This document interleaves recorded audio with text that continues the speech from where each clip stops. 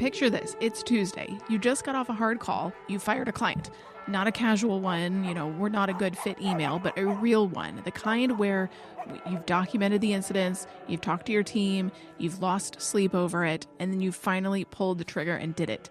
Your hands are a little shaky, your chest is tight, your blood pressure is pumping, your heart's racing. You're replaying the conversation, wondering if you said it right, wondering if they're going to leave a review, wondering if you waited too long to do it. Was now the right time? Should it have been sooner? Should I not have done it until later?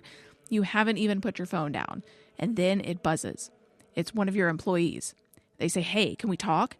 I've decided to put in my notice." You haven't come down from the first hit yet. There's no buffer, no way to walk around the block, no glass of water, no time to breathe. You are already activated, and now the system is asking you to absorb a second hit on top of it. Your nervous system is screaming. Your brain is running 3 conversations at once. The one you just had, the one you're about to have, and the panicked internal monologue narrating both. So what do? How do you get over this? The next 30 minutes of decisions you make while you're still vibrating from impact will shape the next 30 days of your business. The reply that you send to that sitter, the tone of the team meeting tomorrow that you have to do, even though you don't want to, even though you're not up for it. Whether you panic text your spouse, the catastrophe version or the workable version, the problem or the solution, whether you spend the evening absorbing it or strategizing, that moment, the one where you've been hit and you don't have time to come down before the next thing arrives, that's the moment that this episode is about, because that is the job. Welcome. The back-to-back is the job. And how fast you can reset between hits is the single most underrated skill in scaling a pet care business.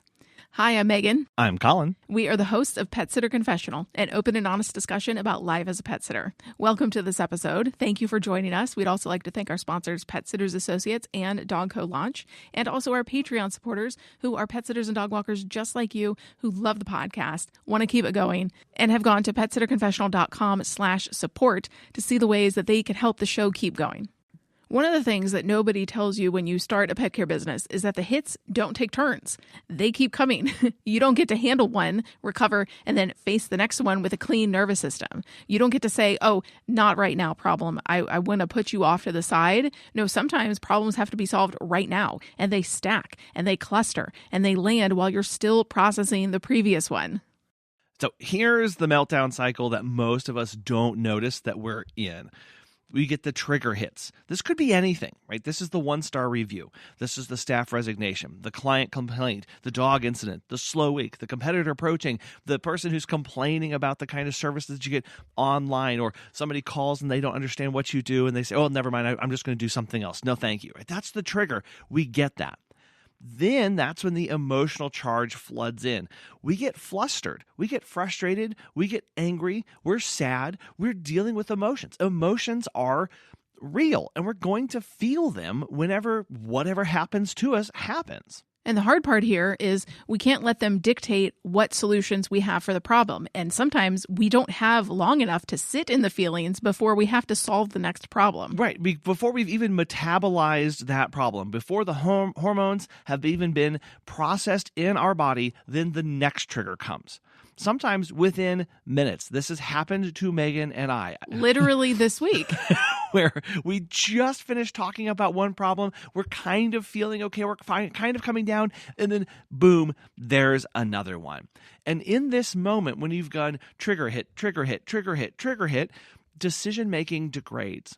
Suddenly, we're not making clean calls anymore. We're not seeing with good eyes. We don't have a clear head. We start making reactive calls.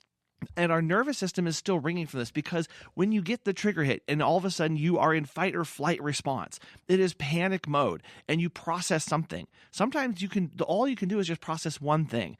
Now my nervous system, my entire body is screaming at me to run, to flee, to fight, and I've got to make hard decisions. I've got to make these decisions right here, right now. Well, and they need to be rational as well, right? I'm the CEO. I'm the one steering the ship.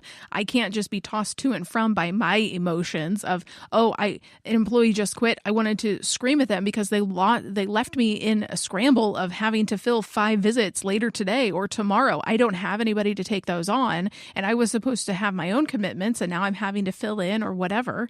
But oftentimes, again, we don't have time to sit in those feelings when we're chasing problems. Well, and we start reacting here of suddenly I'm not reacting to the problem in front of me. I'm reacting to the feelings and emotions from the problem before it. And I start making decisions just to make things go away. So we over-apologize. We over-discount. We snap suddenly at somebody we're on the phone with. This happens to me when I'm going through trigger event. And then that person calls me and they want a service that I don't offer and they don't understand why I don't offer it. I may be a bit shorter with that person on the phone than if they had been the first person who had called me, right?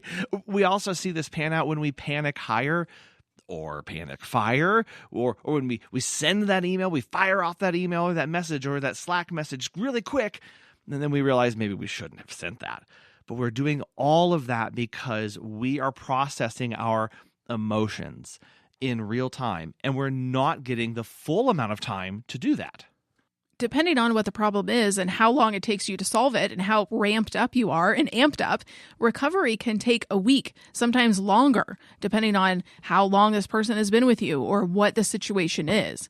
We can lose ground that we didn't need to lose. Sometimes, yes, we do need to sit in things and process them for a long time if it truly is a significant hit to your business. But a lot of times, we aren't able to lose that ground because we're going to have other things come up or other problems we need to solve, or just we need to move on faster in our business with just regular mundane things that we do. Well, and the point here is that when you have these fast triggers and we don't process them accordingly, it sets us back further than if we just experienced one event and then had a big gap and then another event and then had a big gap.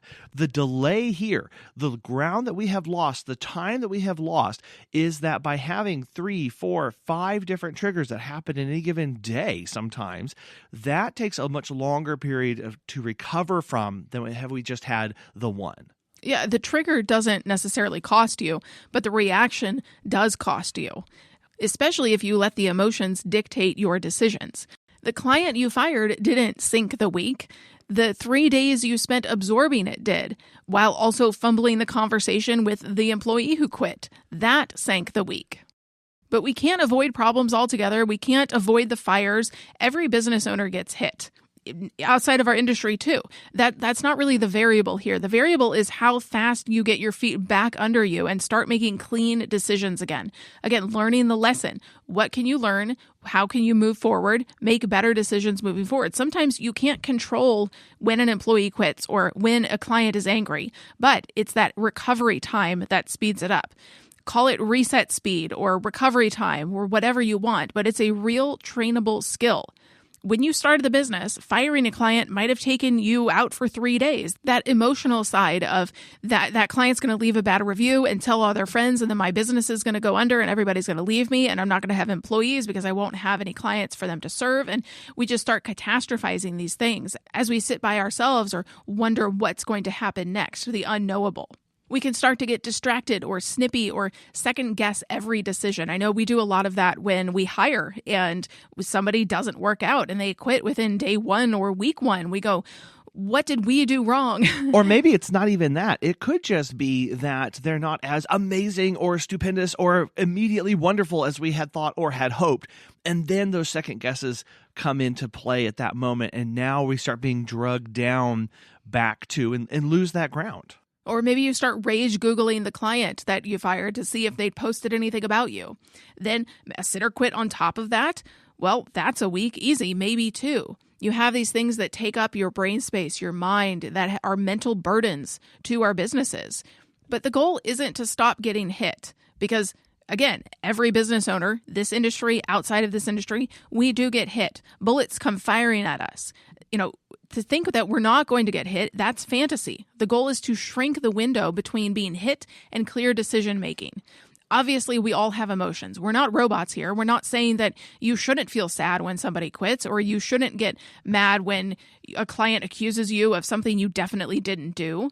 But we are saying, because we are the business owners that have to keep the business running, there does need to be a short window here where we have to have the problem, take the hit, process the emotion, and then have a clean decision making moving forward. Right. It's about taking that time it took to process it, going from 3 days to a day, or a day to an hour to 10 minutes. That compression, that's where growth really lives, because we start spending more time of my day actually operating, actually doing, actually overcoming, instead of recovering.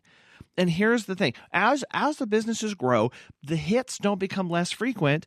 They become more frequent. Why? Well, because there are more clients. There are more team members. There are more opportunities for hits to come. There's more potential plaints. More staff means more potential resignation. More volume means more chances for something to go sideways with a pet or client. This is where our reset speed, and we work to recover quickly in these moments.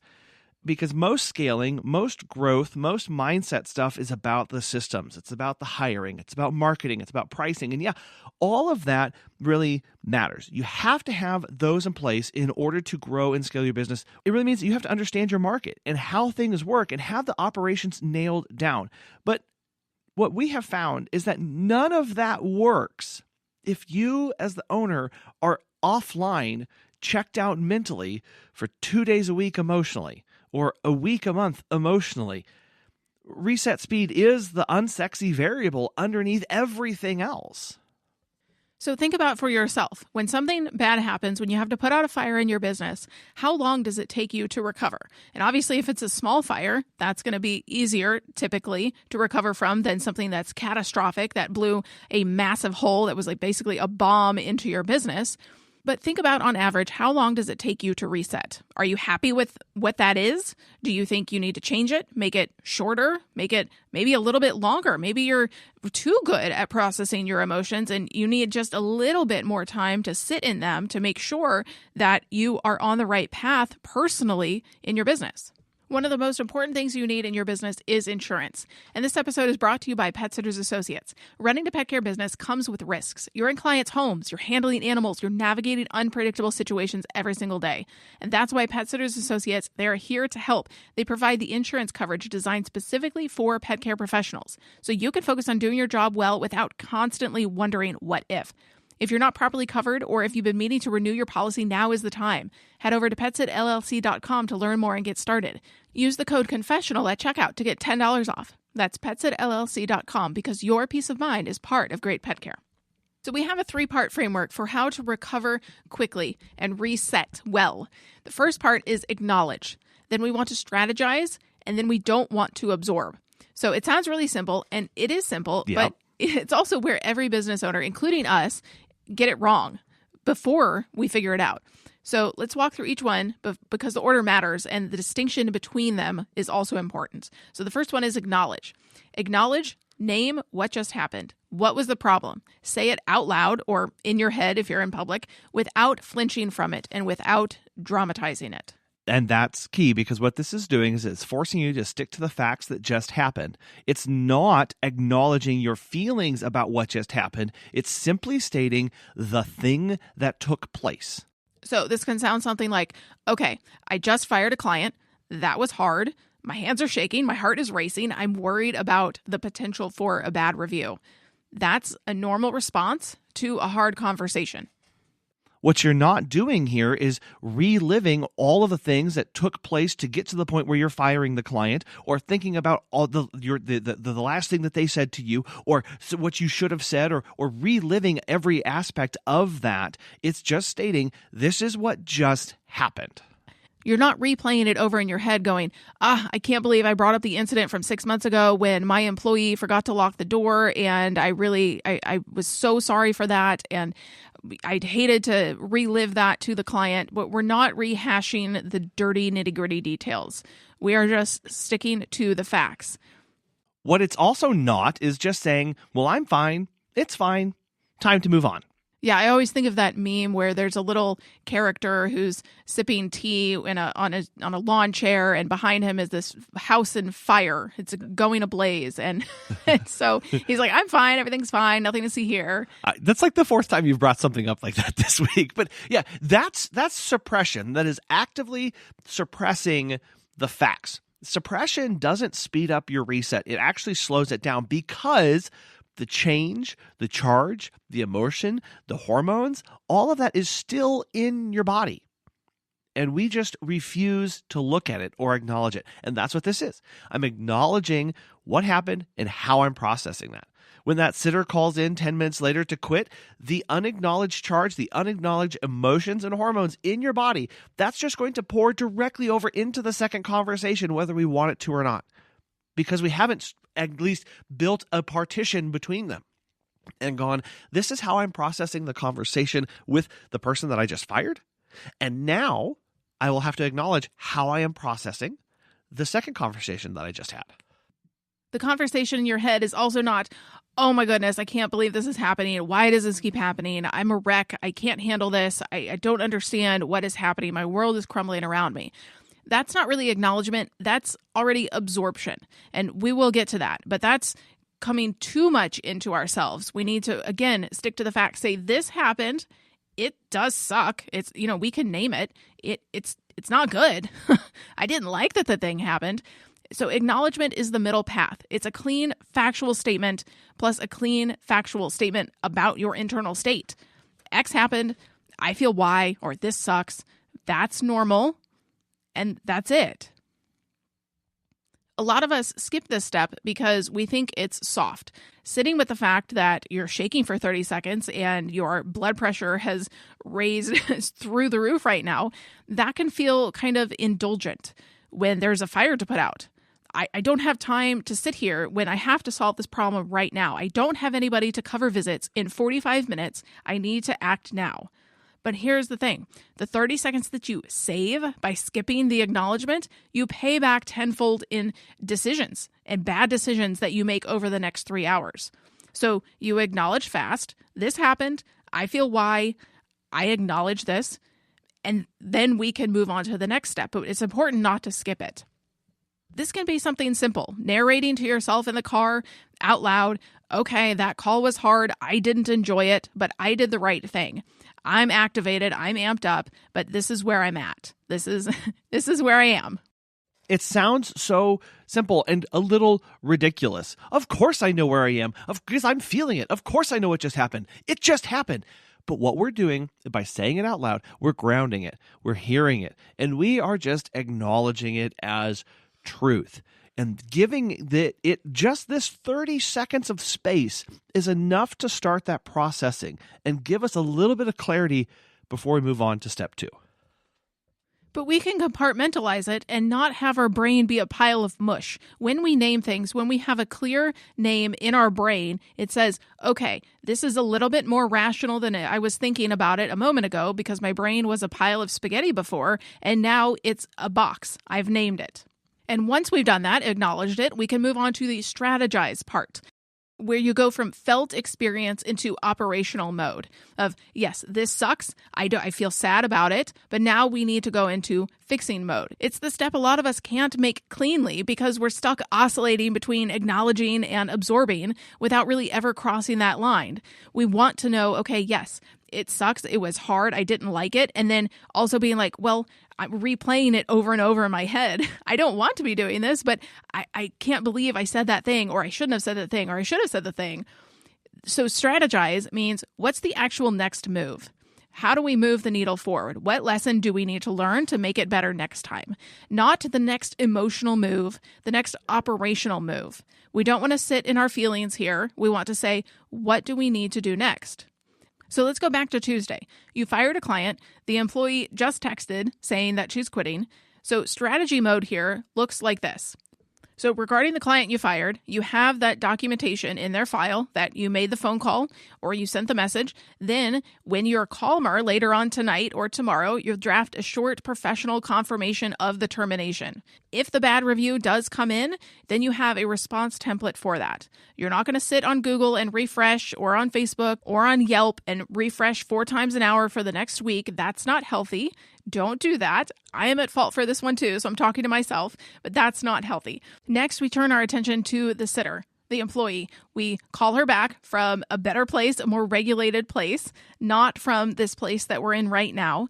Be a human first. Ask her about her personal life. Is everything okay? Is there anything that she needs help with or you could have done better at? And then be a manager second. So pull up the schedule. Look at her visits. Can anybody cover them? Can you give her a few days off? Maybe she panic quit because she saw her schedule was so busy and she's not in the right headspace to take on that many visits, but she didn't know how to tell you that. So can you rework her schedule? Is there a gap in there that you can give her? Is there anyone on the team that you should talk to before this becomes a team conversation? If she was really pulling 30, 40 hours a week and you need many people to take over her visits, then that's going to have to be a whole team conversation. Well, and on the team, you need to start strategizing and figuring out how and who and when you're going to communicate this change and this transition. Do I even need to get ahead of this, or do I let her tell the people? What's the messaging around this so that we can have a controlled conversation and go through this in an orderly manner? Well, and on the client, maybe this was a client that was super integral to your business. You did it you walked the dog 3 times a day, or you visited the cat every day while this client was away for many, many months. And this is an integral part, and everybody on your team knows this client. Well, how does that conversation look? How is that different? Then you need to turn to yourself and think, okay, what do I need? Maybe I'm not making any other big decisions today or tomorrow. The 24-hour rule is on. I need this space. I have dealt with a lot. I now need time to process. I've had things stack up. I've had lots of fires come up, and I need to take some time away, or at least I need to shut my phone off for a little bit so that I can just breathe. When strategy mode looks like that, it can be helpful. Thinking about it this way is a list. It's specific. It has names and timelines. It is boring, but in the best way, because boring is what regulated looks like, how we can steer the ship, how we can have clear guidelines and check ourselves from getting too wayward on our emotions. Strategy mode is not, I need to fix everything right now or it's all going to fall apart. I mean, yes, there are times where somebody calls out, they've had a flat tire on their way to their first visit, and you've got 6 visits you need to cover immediately. Okay, well, you can't take a 24-hour break from that. You have to solve that right now. But when you do kind of catastrophize and say it's going to all fall apart, that's not strategy. That is panic wearing strategy's clothes. I mean, real strategy slows down. It doesn't make rash business decisions. It triages. What is super important now and has to be done right now? Visits have to get done right now. What can wait? This client was not that important to our bottom line. It's okay to let that fall for a little bit. And we typically think about triaging in the sense of pet emergencies, health emergencies, these kind of things. You walk into a client's home, the pet is unconscious on the floor, and there's water and there's sparks flying over in the kitchen. Okay, I have to acknowledge what just happened. I have to see and take this in. And there's training for this. What do I see? What do I smell? What does things look like? What do I look to my left and my right? What am I hearing around me? What's the physical world? This is grounding us. What time is it? What else is going on? And then in the strategy, it's, okay, now I have to prioritize these. I cannot take care of all of these issues all at the same time. I can't stop the flooding and the sparks and the unconscious pet at the same time. I'm not Superman right now. So these have to come in order. And there's a different order for those, for how you do and what your skills are and how things are done.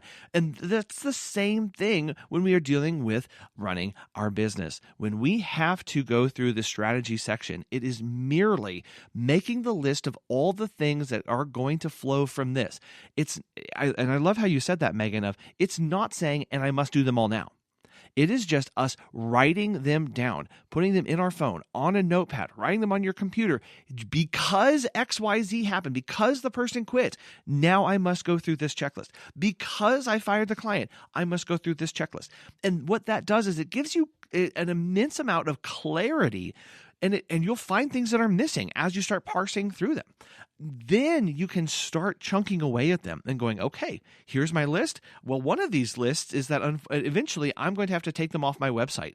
I don't need to do that right now. I can do that tomorrow or in 2 days. That's not a big deal, but I do need to make sure that I set up the time to collect their equipment and go through this process. That or cover the visits if they have to do that immediately. That's my number one priority. But you don't know what your priorities are until you're writing them down and making the list. That's the entire point of the strategizing section. Sometimes we can mistake activity for a strategy. We're so charged up that we start doing things. We kind of let our emotions take over, even if for a little bit. We reorganize the schedule because we're in such a panic. We draft 3 emails because we're so angry that we just have to do something. It's not like we're fidgeting, but we're trying to artificially do things that when our brain isn't fully aligned yet on what we need to be doing. Maybe we're posting to the team chat prematurely, or calling our spouse just to vent, or pulling reports. Sometimes none of it is the actual next right move. We're just discharging energy through the keyboard or through our voice on a phone call, and we're actually going to kind of make more of a mess because we're not regulated yet. You kind of have to retrain your brain to go, I want to do something now. I need something to tangibly do to fix. But right now, I'm not in an emotional state enough to be able to clearly make business decisions. So maybe I need to go do my hobby for a little bit, or sit down and read a book for 10 minutes so my mind can wander off into something else. So it has something to do that's not making mistakes in my business. Well, the strategy is deliberate. It's deliberate, purposeful action. And you may have to, correct some of the things that you put on your list because you actually know I don't need to do that. And this isn't actually all that important. And that's okay. It gives you something to start working through, but it's deliberate. If you can't, here's the test. If you can't tell whether you're about to do something that is strategic or just energetic discharge, here's how you screen that. Ask yourself, would tomorrow morning me, would a well-rested me, would a well-regulated me do this exact same thing in the exact same way right now? Or am I only doing it because I'm amped up? Yep. If yes, okay, if I'm doing this and a well-regulated me, a well-rested me would do it, okay, this is something I should do. If no, maybe wait. After we've acknowledged and after we've made a strategy, the third part of this, and really the hardest, is to not absorb this into our identity and to who we are.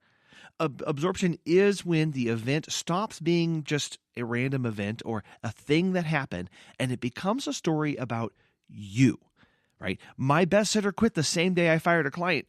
That's an event. We acknowledge that. It's workable. I can strategize around that. We can do something with it.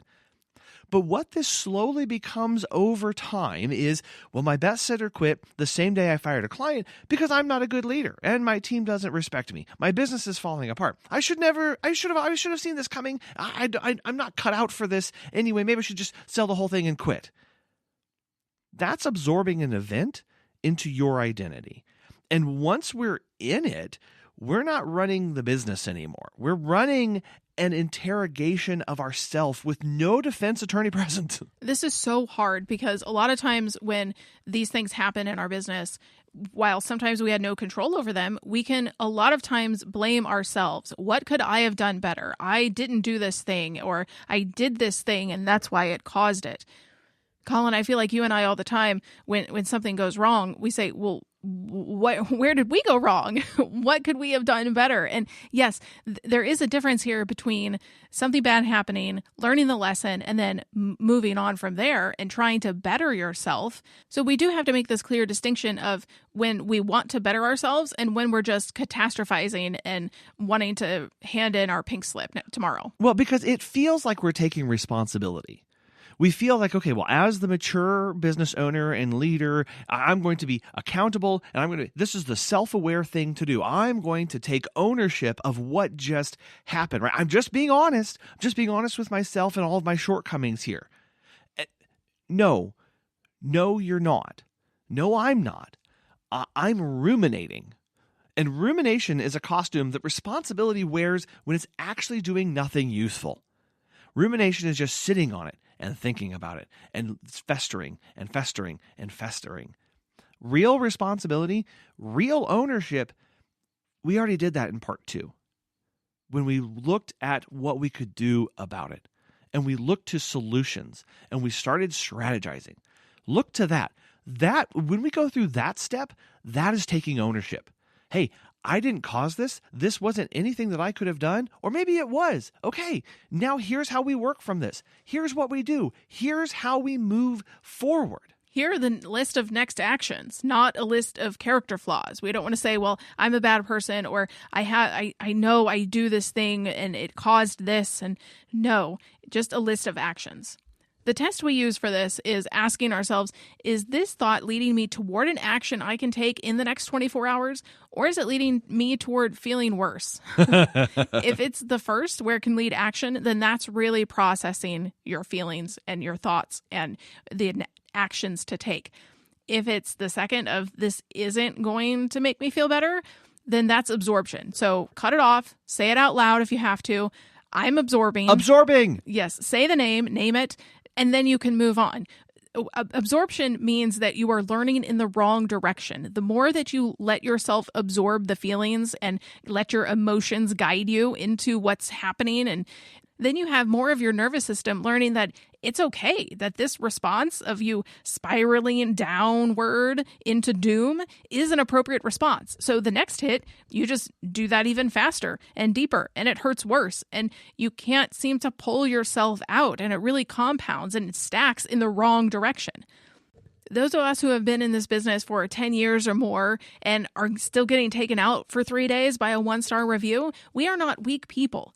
We are people who, without meaning to, have trained ourselves to absorb. We want to get out of that as quickly as possible. And the good news is that the muscle works in the other direction too. Just as we can stack downwards, we can also stack upwards. The more that we catch ourselves and redirect to strategy, to acknowledging, the faster our default response is going to be that this is workable. Everything is fixable. Instead of this is a referendum on me and I'm doomed and I'm not a leader and I'm a failure and I should just fire everybody and go back to doing it myself. And again, I think it's really important to note that what we're not saying is don't process the emotions, just go straight to strategy. No, we process them. We acknowledge them. We said, this is real. This is happening. Now, what do I do about that? And here's what tends to happen. We go, this is happening, and I go straight to absorption, and I'm going to call all my friends, or I'm going to sit and stew, or I'm just going to disappear and ruminate and ruminate and ruminate for days on end. That's where the lost time comes from. That's where the lost action comes from. That's where the compounding negativity comes in to our life. When we look to see how do I actually respond better whenever I get the 1-star review, the client who quit, who doesn't like me, then I get the sitter who quits and the person who calls and doesn't understand what I'm doing, and then I get the dog who just got out and all the bad. How do I actually recover from that well? I train my mental model to acknowledge, to then strategize, to then not absorb. And I don't absorb because I've already strategized, and I've acknowledged that it's real.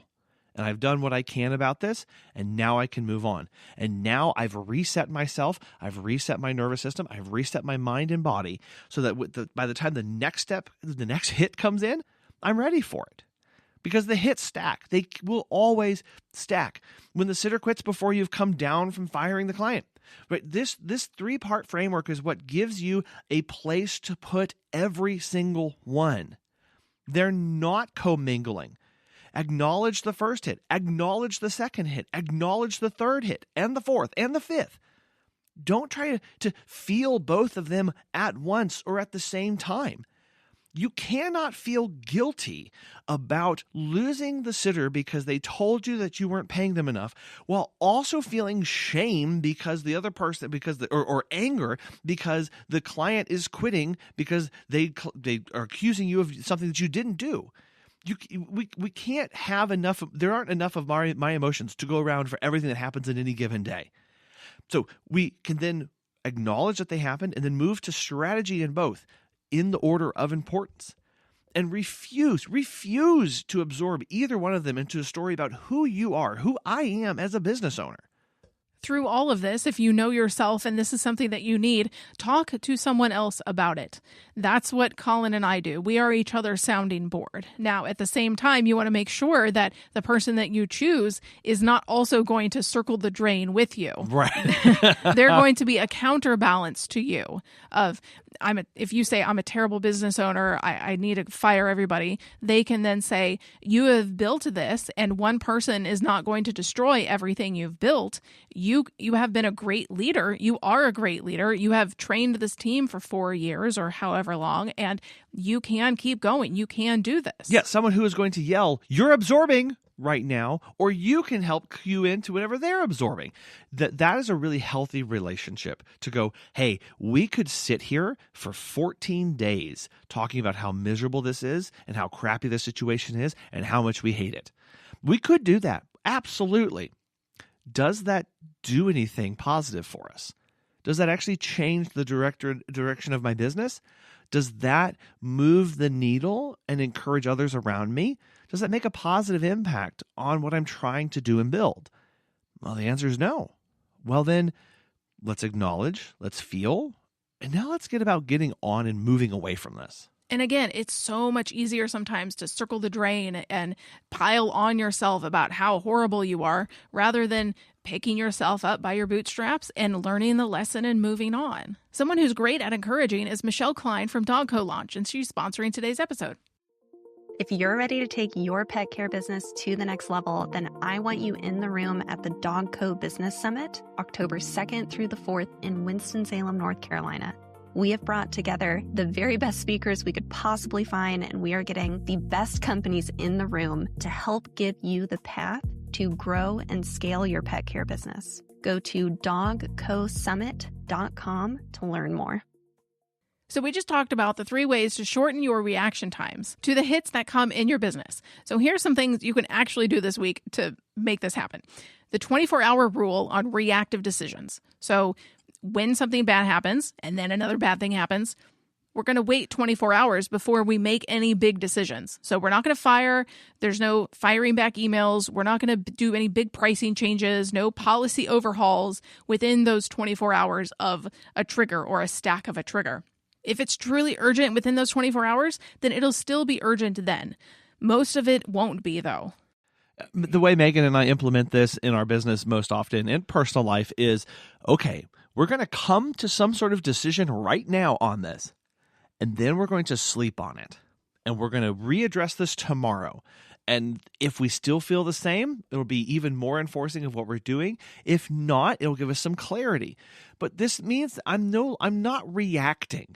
And this is where, when we have strategized, I can now look at the decisions, look at the steps that I need to make, and now I'm going to go, okay, and I can lock these away for 24 hours. Now, again, there may be things that you have to cover. Like Megan, you brought up, okay, somebody quit and I have to cover visits in 30 minutes. I will recommend, do not wait 24 hours to address that part of this thing.